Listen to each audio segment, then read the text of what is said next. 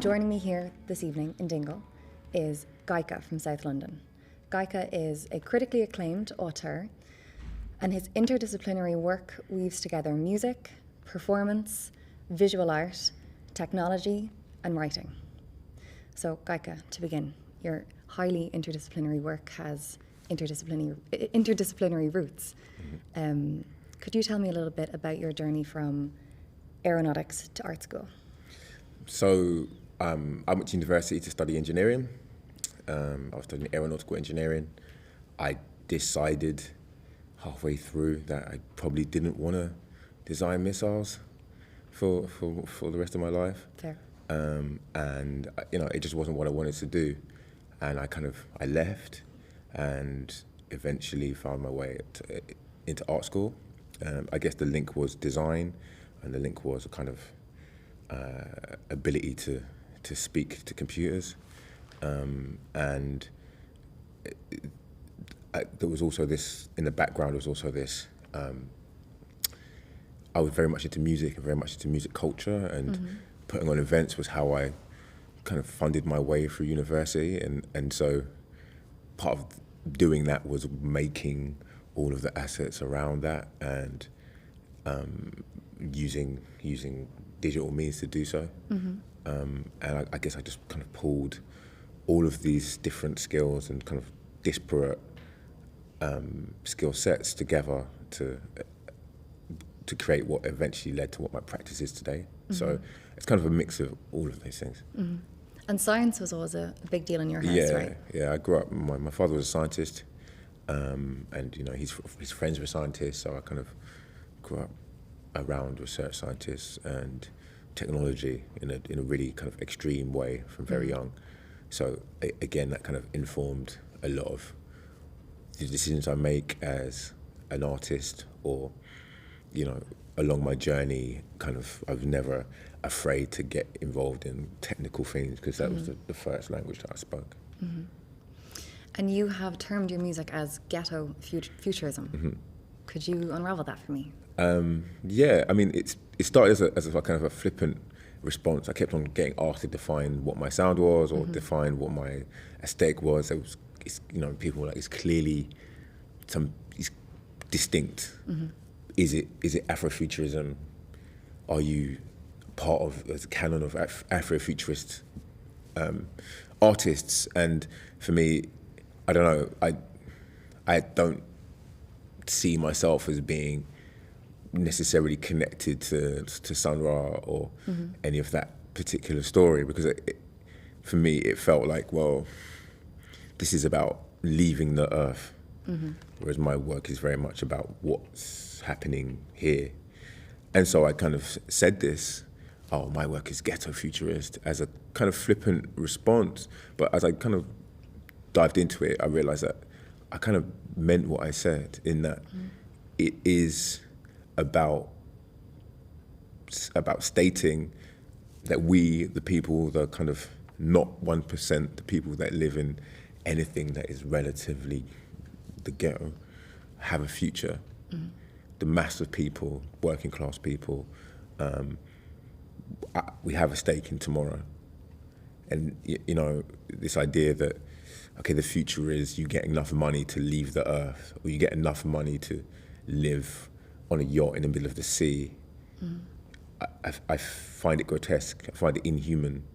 So I try and imagine a future where we kind of do all live together. And in your piece for Dazed, where you imagine the spectacular empire, there was something you prefaced with that piece that really struck me. You said, "There is no morality in power, only its effect.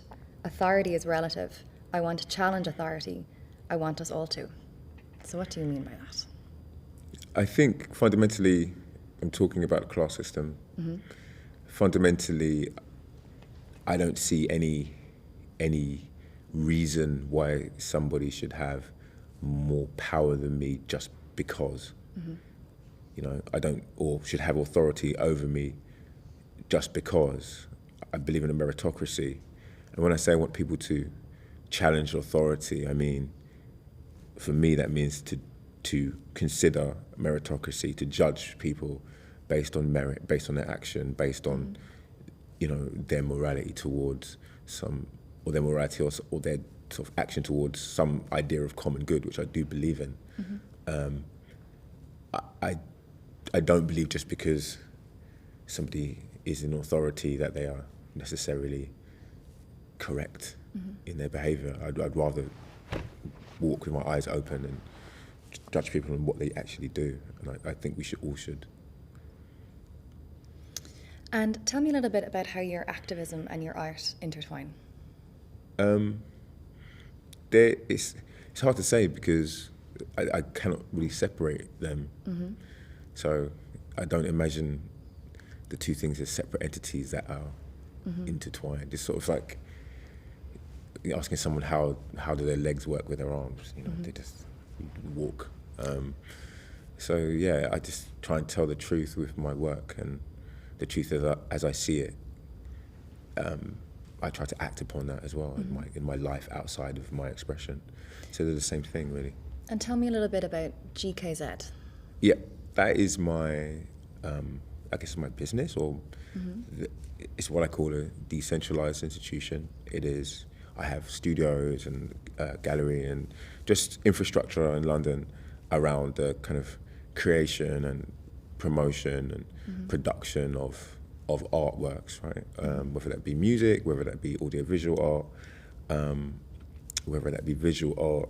I believe that, you need space and equipment to do those things with any kind of autonomy. So I have amassed that, and it's what I use to make my works, but also empower other people who maybe don't have access to space and equipment and expertise to make their works without necessarily being limited by sort of commercial viability. It's more to do with what is this about? How do we make this? How do we communicate what we're trying to communicate? And yeah, I see it as a kind of extraordinary effort, which is necessary. And in addition to that work, you're also involved with 9 Nights. Yeah. Tell me a little bit about that. That is a streaming show, that it's music television that me and some others, including Gloria Adersi, who's another artist, set up last year during the kind of BLM protests, because we felt angry and sad because we had lost some of our friends during the pandemic, and we felt that the response from the music industry was kind of lackluster, and we wanted to do something that kind of by example showed how the wealth that's generated by black music can be used to empower black communities. And I guess we used what our expertise was, having worked with Boiler Room and having worked in a lot of streaming kind of entities, to create our own. And it's led to, we've currently got a big exhibition at the ICA. It's called Channel B. We're working on the next season. It's been phenomenally successful, and it's a great thing. And tell me a little bit about your current project, Live from War Island. My current project, Live from War Island, is, I guess it's an anthology of work. It's the work I've been doing in the last year or year and a half. It is a lot of things. It's an installation.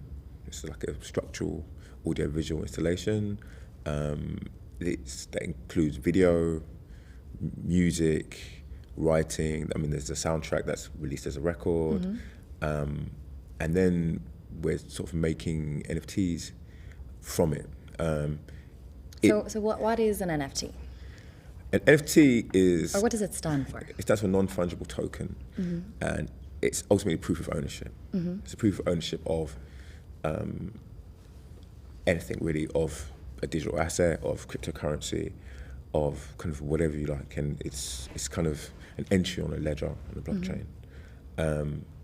And you can attach files to it. And essentially what I do is I make digital art based on my physical artworks. So how does that work? In this particular case with War Island, the installation actually has a generative aspect, right? It takes a video feed and creates an output that is kind of synced to music and displays that. And then people go into the space and we hold events in the space and so on.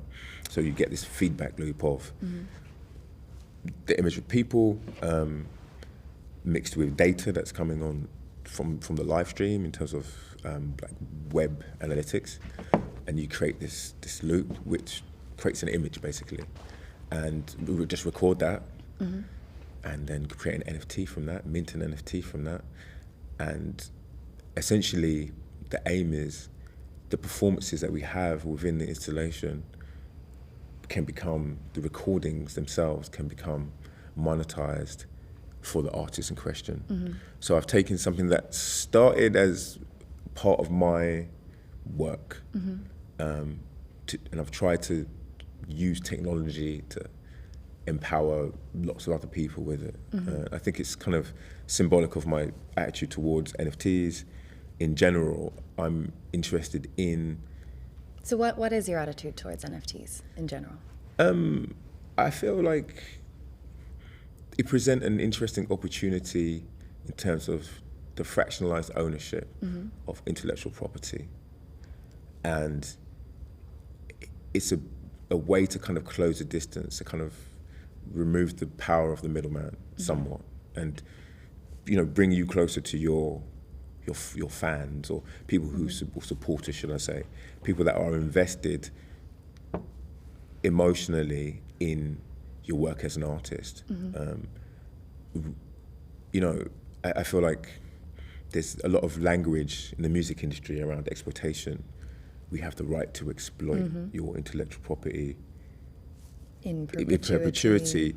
And I feel like it's problematic. And I feel that, everyone's been exploited. The people that support you are paying this guy to pay you. Then you're probably paying this guy to promote you to those people. So you can kind of close that distance with the use of technology, with the use of things like NFTs, because we can track ownership and we can invite fandom to be involved in that ownership that they are invested in every single time they pay for a stream or they go to a show. This can be a relationship that grows, and as value's added, you and your supporters or people who are invested in your work, for real and long term, can benefit, rather than the kind of pump and dump thing that happens in music, particularly in black music in Britain, right, and America. So I'm interested in that aspect of it. I'm not really interested in crypto punks or any of this. I don't know about anything like that. My work exists in the real world. It exists very much in the physical world. But it's also been quite hard to define. The sorts of work that I make tend to be room-sized AV installations. How do you sell that? How do you raise money for that without just being at the kind of beck and call of, curators and institutions? How do your fans invest in that? From distance as well, because my work's very much about having to be there. What if you can't be there? So these are all of these things that have kind of led me to this place.